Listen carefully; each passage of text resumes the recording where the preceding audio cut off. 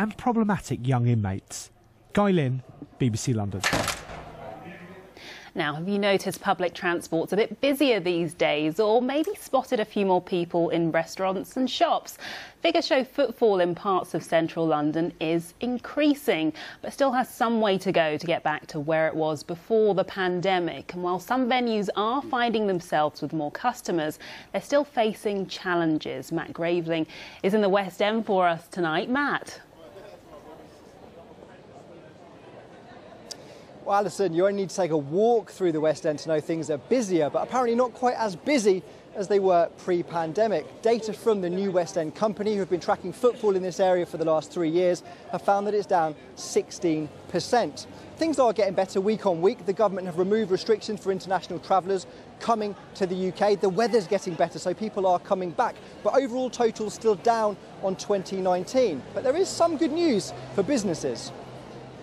What we've seen change is there are fewer customers, but they're actually spending more when they're here. So the average transactions have gone up. So people working at home, people coming in less, obviously, with COVID and thinking about safety, means that when people do come to the West End, they're spending a bit more. So it's really important we have an enticing offer, obviously, and we encourage a bit longer time and obviously a bit more spend when they're here as well.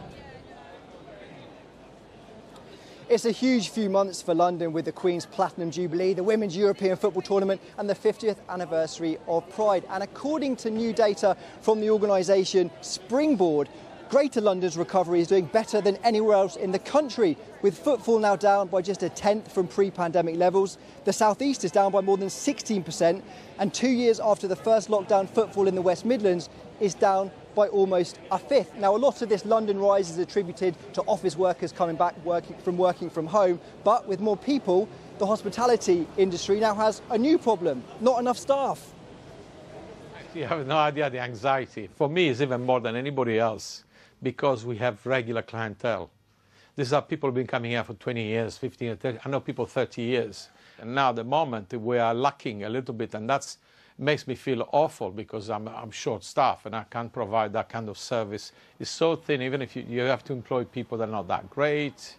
You know, I've got time to train them. I do my best, but it's a struggle, you know. Morrow is currently down a fifth on his staffing levels. He told me it's something that he's seen across the industry and something that needs to be addressed urgently to help turn these extra people into pounds. Matt Graveling for us there. Matt, thank you.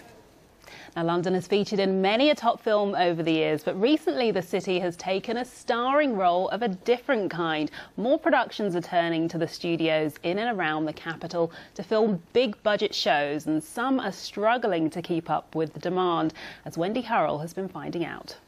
It has been said that competition is an opportunity for us to rise before our greatest of challenges. The new series of Bridgerton, one example of high-end TV streaming driving the demand for yet more film production facilities in and around London. Your Majesty, may I present Miss Kate Sharma and Edwina Sharma? Only hope they like me. In response, buildings are going up at a business park just outside Reading. At Winnersh Film Studios, 2 out of the eventual 6 sound stages, which will include the world's largest virtual production stage, have opened in literally the last 48 hours. They're designed to go up very quickly because of the demand within the industry right now. We can build these within 4 months. It's all generating jobs now, and that will continue when filming starts. These shows that we've got here are nearly 400 crew on site. We're very fortunate with the art schools and the education that we've got in this country, and we're able to produce, you know, the creative industries is growing in all sectors, you know, from costume to makeup to production design, and we're able to produce some of the best technicians in the world.